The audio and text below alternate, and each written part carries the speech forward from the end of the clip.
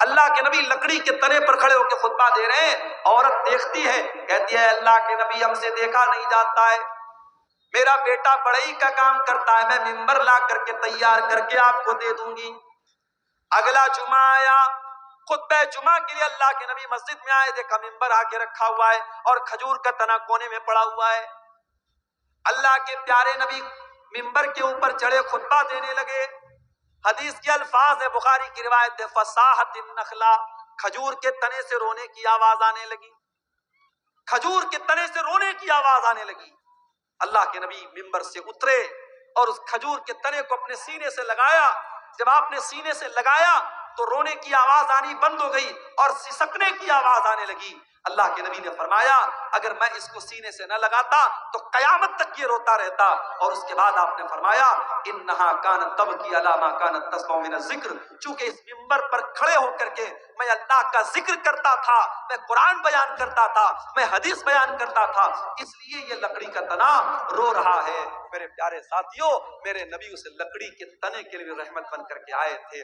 ہم اور آپ اتنے بڑے بد نصیب ہیں کہ آج اس نبی، جس نبی سے لکڑی کا تنا بھی محبت کرتا تھا، ہم اتنے بڑے بد نصیب ہیں کہ اس نبی سے کا نام تو ہم لیتے ہیں، اس نبی سے محبت کا دم تو بھرتے ہیں، مگر اس نبی کی سنتوں سے ہم پیچھے ہیں، اس نبی کے طریقے سے ہم پیچھے ہیں۔ نہ ہماری شادی بیاہ اس نبی کے طریقے کے مطابق ہے، نہ ہمارا لین دین اس نبی کے طریقے کے مطابق ہے، نہ ہمارا اخلاق اس نبی کے طریقے کے مطابق ہے۔ ہمارا نوجوان تو نوجوان 60 سال کے بوڑھے جب سیلون میں جاتے ہیں اور سیلون میں جا کر کے اپنی داڑھی کو مڈاتے ہیں اور کلین شیو ہوتے ہیں، انہیں شرم آنی چاہیے، انہیں غیرت آنی چاہیے، اور انہیں سوچنا چاہیے کہ ان کے نبی نے کہا تھا کہ داڑھی کو چھوڑ دو، ان کے نبی نے منع کیا تھا کہ داڑھی کو مت چھیڑو، داڑھی کو مت کاٹو، داڑھی کو مت موڑو۔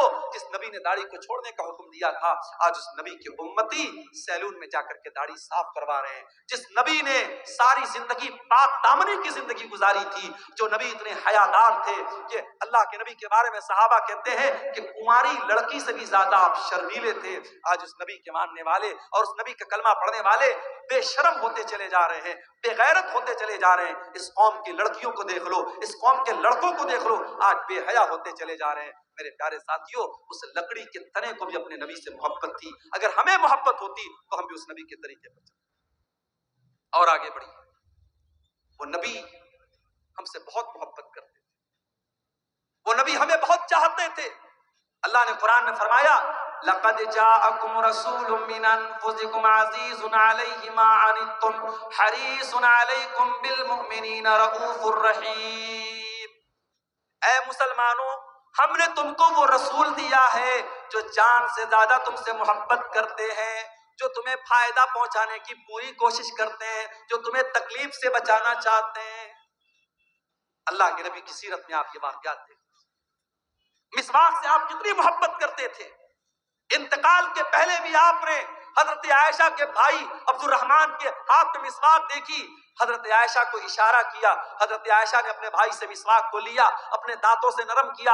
اللہ کے نبی نے اپنے آخری ٹائم بھی مسواک کیا ہے۔ مسواک سے اتنی محبت کرتے تھے اللہ کے نبی، اس کے باوجود آپ نے اپنی امت کی آسانی کے لیے کیا فرمایا؟ لولا ان اشق علی امتی لامرتهم بالسواک عند کل صلاۃ۔ اگر میں اپنی امت کے لیے پریشانی نہ سمجھتا، اگر میں اپنی امت کے لیے مصیبت نہ سمجھتا تو میں مسواک کو کمپلسری کر دیتا، ضروری کر دیتا، لیکن اگر میں مسواک کو ضروری کر دیتا میری امت پریشانی میں پڑ جاتی، اس لیے مسواک کو آپ نے ضروری قرار دیا۔ تراویح کی نماز کو دیکھو میرے بھائیوں، پہلے دن اللہ کے نبی نے تراویح پڑھائی تو تھوڑے سے صحابہ آئے، دوسرے دن آپ نے تراویح پڑھائی تو آدھی مسجد بھر گئی، تیسرے دن آپ نے تراویح کی نماز پڑھائی تو پوری مسجد بھر گئی، چوتھی رات آپ نہیں آئے۔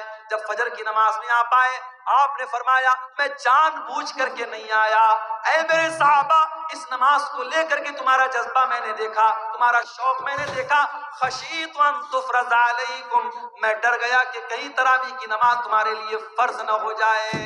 اس نبی نے چوتھے دن تراویح کی نماز نہیں پڑھائی تاکہ تراویح کی نماز فرض نہ ہو جائے۔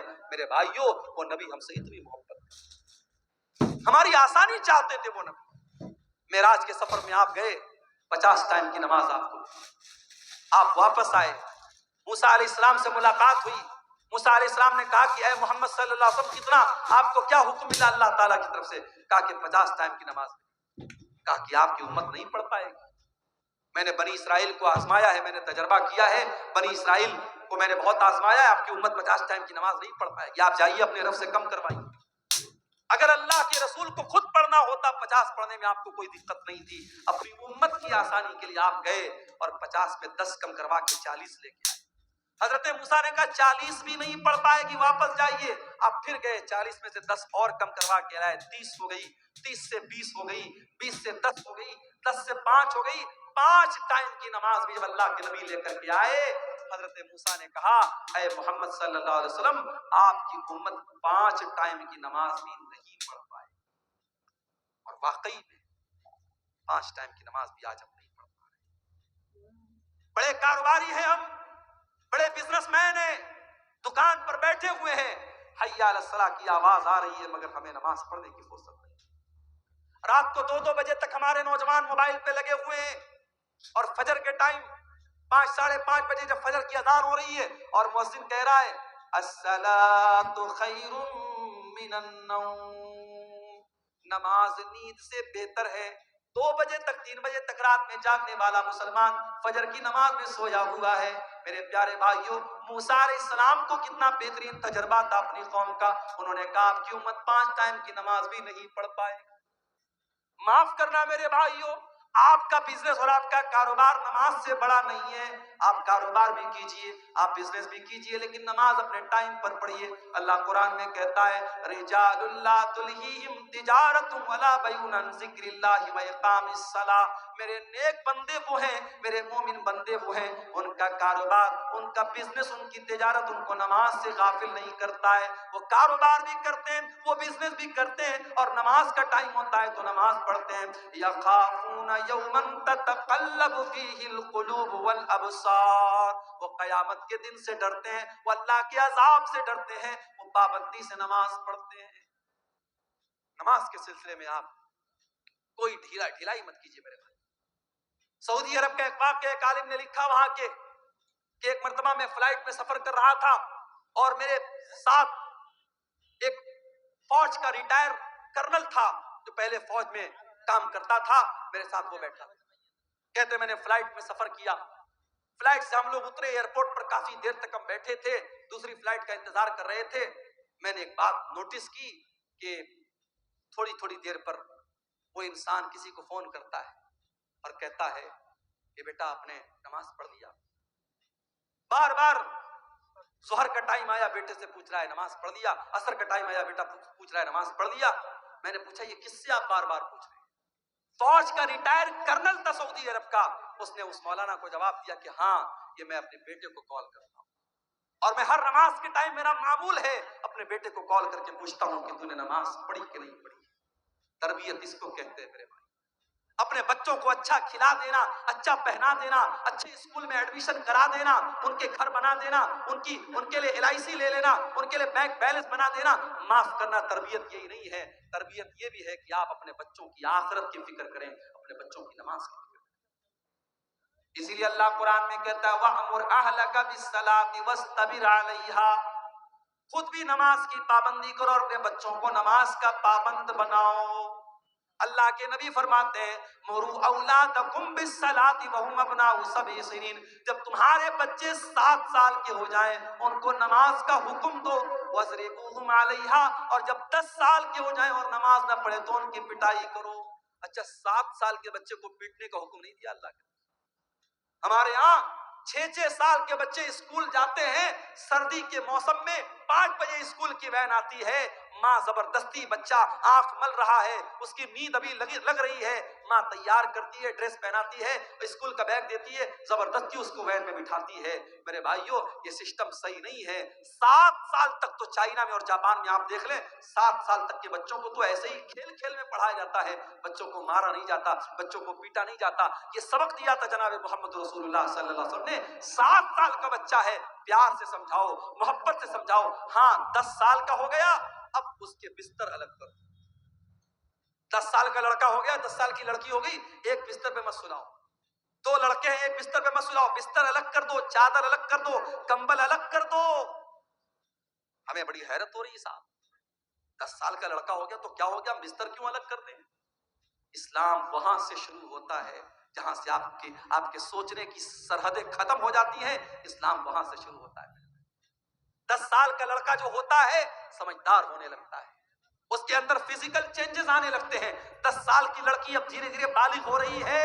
اسلام نے کتنا پاکیزہ مذہب ہے. 10 سال کا لڑکا یا لڑکی ہو جائے, اسلام کہتا بستر الگ کر دو تاکہ اب وہ جوانی کی طرف جب بڑھیں تو ان کے دل میں کوئی غلط خیال نہ آئے, اور ایک بستر پہ اگر سوئیں گے تو ان کے دل میں غلط خیالات پنپ سکتے ہیں. اسلام نے بستر کو الگ کرنے کا حکم دیا, اور اللہ کے نبی نے کہا 10 سال کا بچہ ہو جائے اور نماز نہ پڑھے تو اس کی پٹائی. ہمیں وہ نبی ملے ہیں میرے بھائی, وہ نبی ملے ہیں جو ہم سے اتنی محبت کرتے ہیں. ہمیں ایسی شریعت دے کر کے گئے, ایسا دین دے کر کے گئے, اس دین میں قدم قدم پر ہمارے لیے آسانی ہے میرے بھائی. ابھی ہم نے دیکھا دلی کے اندر جو واقعہ ہوا, اس سڑک پر لوگ نماز پڑھ رہے ہیں اور پولیس والے نے اپنے جوتے سے نمازی کو مارا. ہمیں بڑا غصہ آیا, بڑا جلال آیا, مگر ہم یہاں پر یہ بات یہ بھی کہیں گے یہ اسلام کی تعلیم نہیں ہے کہ آپ پبلک پلیس میں نماز پڑھیں.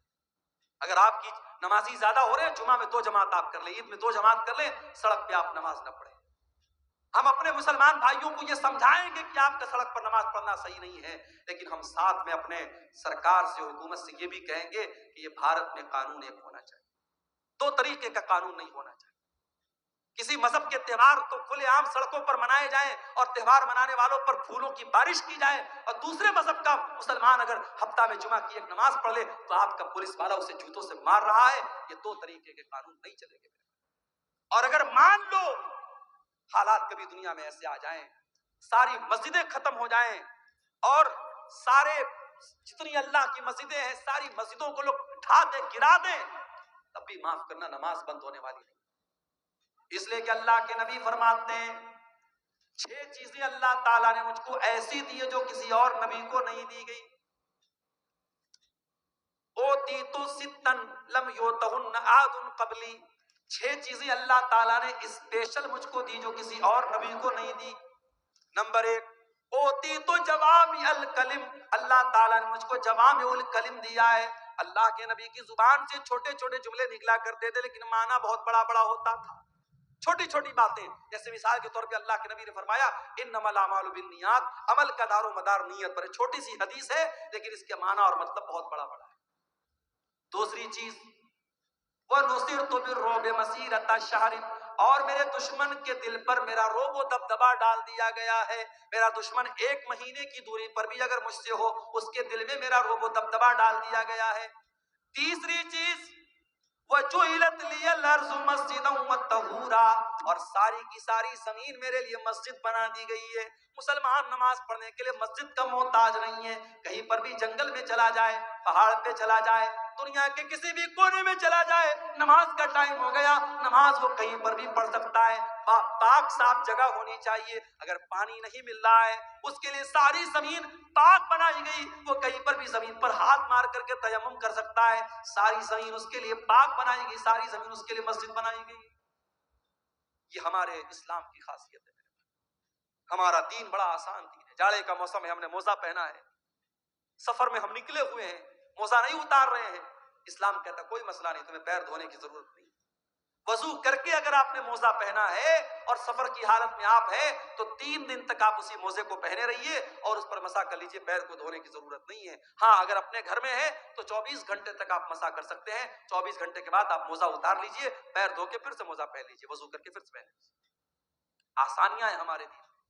سفر میں ہم نکلے, ابھی ہمارے کٹیہار کے بعض احباب ہیں, کل ہم لوگ یہاں سے جمعہ پڑھ کے جامتاڑا گئے تھے, 350 کلومیٹر دور گئے تھے, سفر میں نکلے ہیں. نماز کا ٹائم ہوا, ہم 4 رکعت والی نماز کو 2 رکعت پڑھیں. سنت پڑھنے کی ضرورت نہیں ہے, فجر کی سنت پڑھیں گے, باقی کوئی سنت پڑھنے کی ضرورت نہیں ہے. 4 رکعت والی کو 2 رکعت پڑھیں گے, ظہر اور عصر کو اکٹھے پڑھ لیں گے, مغرب اور عشاء کو اکٹھے پڑھ لیں گے. آسانیاں ہیں قدم قدم پر ہماری شریعت میں. میرے پیارے ساتھیوں, یہی بات ہے جو اللہ قرآن میں کہہ رہا ہے لَقَدْ جَاءَكُمْ رَسُولٌ مِّنْ أَنفُسِكُمْ عَزِيزٌ عَلَيْهِ مَا عَنِتُّمْ, ہم نے تم کو وہ نبی دیا ہے جو تمہیں جان سے زیادہ پیار کرتا ہے. عورت پریگننٹ ہے, روزہ رکھے گی, بچے کو تکلیف پہنچے گی, بچے کو دودھ پلا رہی ہے, روزہ رکھے گی, بچے کو دودھ نہیں پلا سکتی ہے. اسلام کہتا کوئی مسئلہ نہیں ہے, عورت بعد میں روزہ پورا کر لے گی. اسلام اس کو قضا کرنے کا اور بعد میں روزہ پورا کرنے کا حکم دیتا ہے. عورت پیریڈ میں ہے, اس کی کمزوری کا دن ہے، اس کی بیماری کا دن ہے، چڑچڑاپن رہتا ہے، بدن میں کمزوری رہتی ہے، بلڈ آتا رہتا ہے، درد ہوتا رہتا ہے، اسلام نے کہا کوئی مسئلہ نہیں، جتنے دن اس کو پیریڈ آ رہا ہے وہ نماز نہیں پڑھے گی، روزہ نہیں رکھے گی، روزہ بعد میں پورا کرے گی۔ قدم قدم پر ہماری شریعت میں میرے بھائیوں آسانی رکھی، وہ نبی ہماری آسانی کا بڑا خیال ہے، اور وہ نبی ہم سے بہت محبت کرتے تھے، وہ راتوں کو اٹھ کر کے ہمارے لیے رویا کرتے تھے۔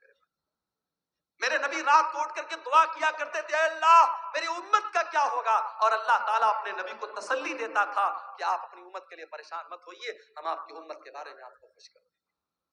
شاعر نے کتنی سچی بات کہی ہے، سلام اس پر جو امت کے لیے راتوں کو روتا تھا، سلام اس پر جو فرش خاک پر جاڑے میں سوتا تھا، سلام اس پر کہ جس کے گھر میں چاندی تھی نہ سونا تھا، سلام اس پر کہ ٹوٹا بوریا جس کا بچھونا تھا۔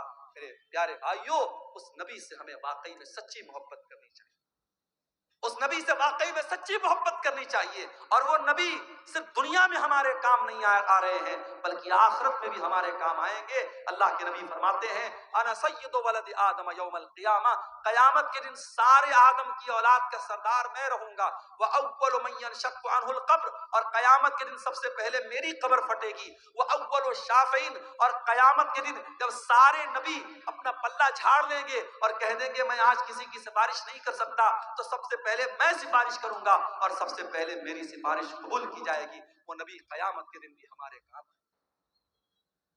شاعر کہتا ہے بروز قیامت بجز نفسی نفسی، کسے یاد آئے کہ اسلم کسی کی، بروز قیامت بجز نفسی نفسی، کسے یاد آئے کہ اسلم کسی کی، نہ بھولیں گے جس کو نبی مکرم، وہ امت نہیں ہے تو پھر اور کیا ہے، زباں پر ہے نعت نبی مکرم، یہ الفت نہیں ہے تو پھر اور کیا۔ وہ نبی ہم سے بڑی محبت کرتے تھے میرے بھائی۔ اللہ کے نبی فرماتے ہیں کہ اللہ تعالیٰ نے ہر نبی کو ایک دعا ایسی دی جس کے قبول کرنے کی گارنٹی لے لی۔ رمضان کے پہلے آخری پروگرام، اور سچ پوچھئے تو چونکہ میں رمضان کے مہینے میں ساؤتھ انڈیا میں جاتا ہوں، وہاں قرآن کی تفسیر کے لیے میرے دروس ہوتے ہیں، آج کا یہ پروگرام میرا ارادہ نہیں تھا دینے کا، مگر ہمارے انتہائی محترم اور اس علاقے کے بڑے ہر دل عزیز عالم دین شیخ توحید عالم سلفی حفظہ اللہ کے اصرار پر آج کی یہ تاریخ میں نے دی۔ میرے بھائیوں، اللہ تعالیٰ نے رمضان کی شکل میں ہمیں اور آپ کو ایک موقع اور دیا ہے۔ ہماری اور آپ کی زندگی میں اگر رمضان کا مبارک مہینہ ایک مرتبہ پھر مل رہا ہے تو یہ سمجھو کہ اللہ تعالیٰ ہم سے خوش ہے، اس لیے کہ بڑے نصیب والوں کو یہ مہینہ ملتا ہے۔ ہمیں سے بہت سارے لوگ جو ہم سے اچھے رہے ہوں گے، ہم سے نیک رہے ہوں گے، لیکن ہم سے آج وہ جدا ہو گئے، ہارٹ اٹیک آ گیا، کڈنی فیل ہو گئی، کوئی بیماری آ گئی، کوئی حادثہ ہو گیا۔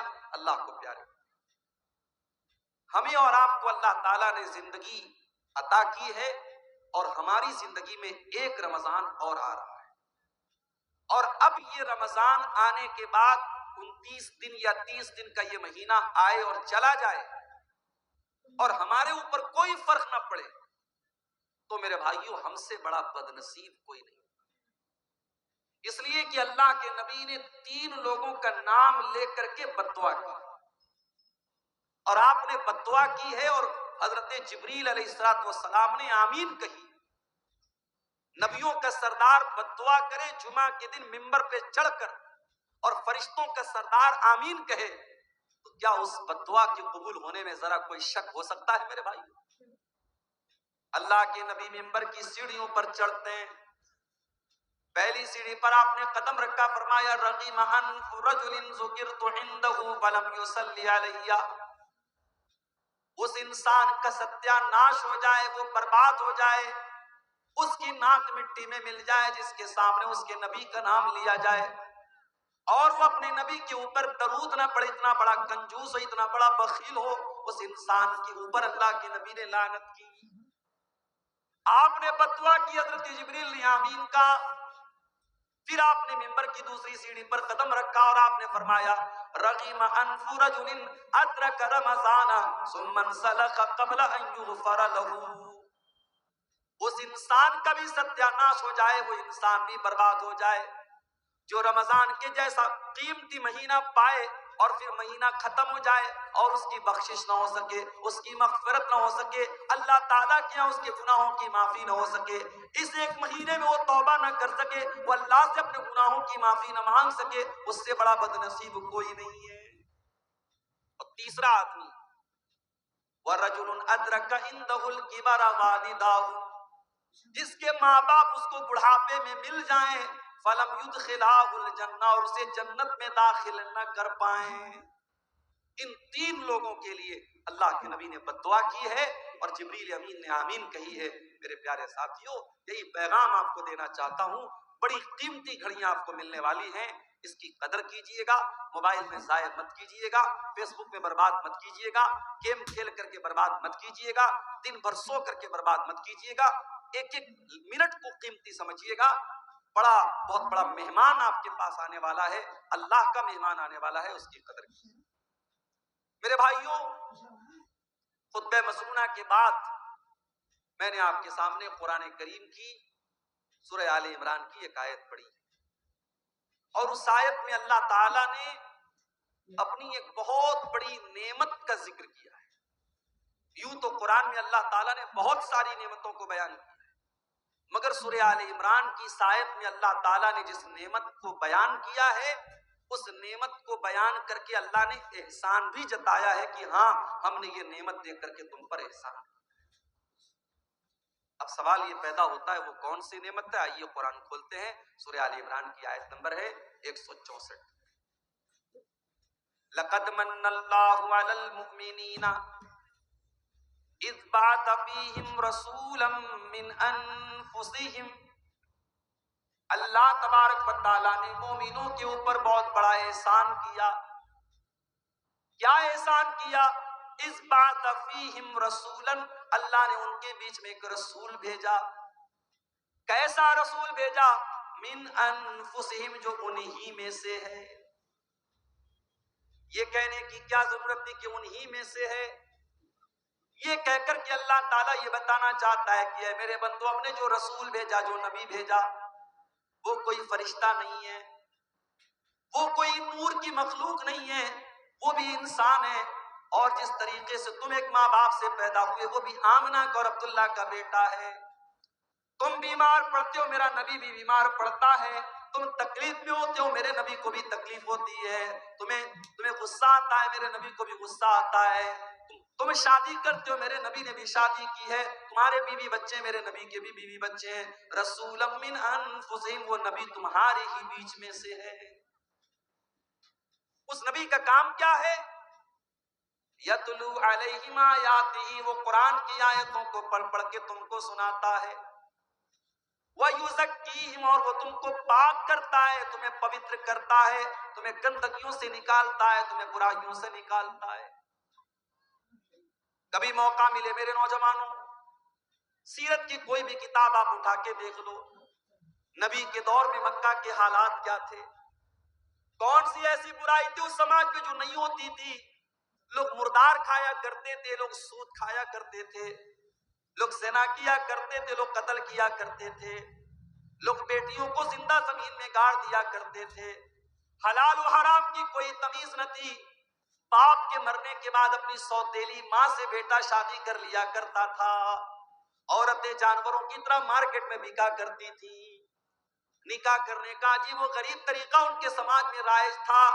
پردہ نام کی کوئی چیز نہ تھی، حیا نام کی کوئی چیز نہ تھی۔ خانہ کعبہ کا طواف کرتے تھے ننگے ہو کر کے، مادر زاد ننگے ہو کر کے خانہ کعبہ کا طواف کرتے تھے۔ اللہ کے گھر میں، خانہ کعبہ میں 360 بت رکھے تھے جن کی وہ عبادت کیا کرتے تھے، حج بھی کرتے تھے، طواف بھی کرتے تھے، لبیک بھی پڑھتے تھے، مگر دیسی گھی میں ملاوٹ کیا کرتے تھے۔ جب لبیک پڑھتے تھے تو کیا کہتے تھے؟ لبیک اللہم لبیک لا شریک لک الا شریکا تملکہ وما ملک۔ کہتے تھے اے اللہ میں حاضر ہوں، اے اللہ میں حاضر ہوں، اے اللہ تیرا کوئی شریک نہیں ہے سوائے ایک شریک کے جس کو تو نے اپنا شریک بنایا ہے اور جس کا تو مالک ہے۔ یعنی وہ اللہ کے ساتھ دوسروں کو شریک بھی کیا کرتے تھے، مختلف قسم کی برائیاں ان کے اندر تھی۔ اللہ کے نبی دنیا میں آئے اور آپ نے ان برائیوں کو ختم کیا۔ وَيُزَكِّيهِمْ، وہ نبی تمہیں پاک کرنے کے لیے آئے ہیں، وہ تمہیں گندگیوں سے نکالنے کے لیے آئے ہیں۔ وَيُعَلِّمُهُمُ الْكِتَابَ وَالْحِكْمَةَ، اور وہ تمہیں کتاب و حکمت کی تعلیم دینے کے لیے آئے ہیں۔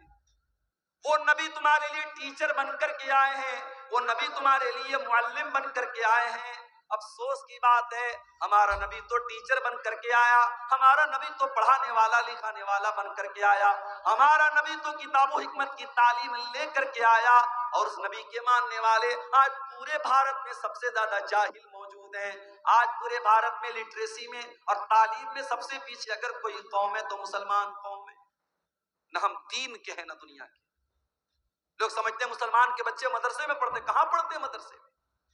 بھارت سرکار کی رپورٹ ہے کہ مسلمانوں کے 2% بچے صرف مدرسے میں پڑھتے ہیں۔ جو پڑھنے والے بچے اس میں 2% مدرسے میں پڑھتے ہیں، اور اس میں بھی کتنے ایسے بچے ہیں 4 سال پڑھا، 5 سال پڑھے، اس کے بعد پڑھائی انہوں نے چھوڑ۔ غور کرو میرے بھائیوں، جو نبی دنیا میں ٹیچر بن کر کے آئے، پڑھانے والے بن کر کے آئے، اور جس نبی کے اوپر قرآن کی پہلی آیت یہ نازل ہوئی، اقرا بسم ربک الذی خلق، پڑھو اس رب کے نام سے جس نے پیدا کیا۔ آج اس نبی کے ماننے والے، اس نبی کا کلمہ پڑھنے والے آج جاہل ہیں، اور جاہل ہونے کا یہ نتیجہ ہے کہ آج پورے بھارت میں جس کا جو جی چاہتا ہے ہمارے ساتھ۔ ابھی آپ نے دیکھا دلی کی سرزمین پر نماز پڑھی جا رہی ہے، اور ایک پولیس والا آتا ہے اور نماز کی حالت میں نمازیوں کو جوتا مار رہا ہے۔ میں نے پڑھا میڈیا میں کہ اس کے خلاف کارروائی بھی ہو رہی ہے، مگر آپ یہ دیکھیے کہ نفرت کس لیول تک پہنچ گئی۔ میں اس کو صحیح نہیں ٹھہرا رہا ہوں کہ مسلمان مسجد کے باہر سڑک پر کیوں سب بنا رہا ہے، لیکن ہمیں اس سوال کا بھی جواب تلاش کرنے کی ضرورت ہے کہ ہمارے بھارت میں بہت سارے تہوار سڑک پر منائے جا رہے ہیں، ہر تیسرے دن کوئی نہ کوئی تہوار سڑک پر منایا جا رہا ہے۔ اگر ہفتے میں یا سال میں ایک نماز اگر سڑک پر ہوتی ہے تو اتنا بڑا قانون کا النگھن ہوتا ہے کہ تم نمازی کو جوتے سے مارو گے۔ اس کا مطلب یہ ہوا اسلام کے دشمنوں کو اگر چڑ ہے تو آپ کی نماز سے، ان کو نفرت ہے تو آپ کے شاعر سے ہے، ان کو نفرت ہے آپ کی عبادت سے، آپ کی نماز سے، انہیں آپ سے نفرت نہیں ہے۔ آپ اسلام چھوڑ دیں، آپ ان کے رنگ میں رنگ جائیں، آپ شرک کرنے لگیں، آپ ان کے بتوں کے آگے سجدہ کرنے لگیں، آپ ان کی نظر میں محبوب ہو جائیں گے۔ جب تک آپ نماز پڑھ رہے ہیں، اللہ کے آگے سر جھکا رہے ہیں، جب تک آپ کے اندر توحید ہے، آپ ان کی نظر میں برے بنے ہیں۔ حالات یہ ہیں، اور ہم صاحب کیا کر رہے ہیں؟ ہم یہ کر رہے ہیں صاحب کہ ہماری قوم ناچ گانے میں لگی ہوئی۔ ابھی میں ایک علاقے میں تقریر کرنے گیا، پورا علاقہ اہل حدیثوں کا علاقہ ہے۔ مجھے لوگوں نے کہا مولانا آپ تقریر میں بیان کر دیجئے گا، یہاں شادی بیاہ میں ڈھول تاشا بجتا ہے، ناچ گانا ہوتا ہے۔ اہل حدیثوں کی بستی ہے، قرآن و حدیث پر چلنے کا دعویٰ کرنے والوں کی بستی ہے۔ اسی جھارکھنڈ کی سرزمین پر میں گیا تھا، اور وہاں لوگوں نے بتایا کہ ہمارے بستی میں جب شادی ہوتی ہے تو ناچ گانا بھی ہوتا ہے، ڈھول تاشا بھی ہوتا ہے۔ یہ حالات ہماری قوم کے ہیں میرے بھائی۔ ذرا غور کرو، جو نبی ہمیں گندگیوں سے پاک کرنے کے لیے آیا تھا، اور جس نبی سے محبت کا ہم دعویٰ کرتے ہیں، اس نبی کے مقام کو کبھی سمجھا ہے میرے بھائیوں؟ وَيُزَكِّيهِمْ وَيُعَلِّمُهُمُ الْكِتَابَ وَالْحِكْمَةَ، ہم نے تم کو جو نبی دیا ہے وہ تمہیں پوتر کرنے کے لیے، پاک کرنے کے لیے آیا ہے، تمہیں قرآن سکھانے کے لیے آیا ہے، تمہیں حدیث سکھانے کے لیے آیا ہے۔ وَإِن كَانُوا مِن قَبْلُ لَفِي ضَلَالٍ مُبِينٍ، اس نبی کے آنے کے پہلے تم کھلی ہوئی گمراہی میں تھے۔ ایک صحابی اللہ کے نبی کے پاس آتے ہیں، اے اللہ کے نبی میں نے اسلام لانے کے پہلے بہت سارے گناہ کیے ہیں، اے اللہ کے نبی کیا میرے گناہ سب کے سب توبہ سے معاف ہو جائیں گے؟ آپ نے فرمایا التوبۃ تعدم ما قبلہا، توبہ سے پہلے تم نے جتنے گناہ کیے تھے سچی توبہ کرنے کے بعد سارے گناہ معاف ہو جائیں گے۔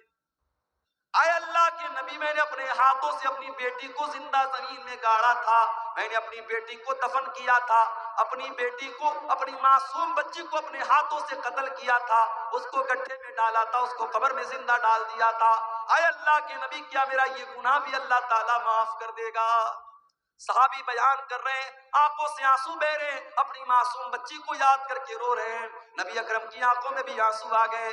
آپ نے فرمایا اے میرے صحابی الاسلام یہدم ما قبلہ والتوبۃ تعدم ما قبلہا، اسلام لانے کے پہلے تم نے جو گناہ کیے تھے اسلام لانے کے بعد وہ سارے کے سارے معاف ہو جائیں گے، اور توبہ کرنے سے پہلے تم نے جو گناہ کیے تھے توبہ کرنے کے بعد سب معاف ہو جائیں گے۔ نبی اکرم تو ان رسم و رواج کو ختم کر رہے ہیں۔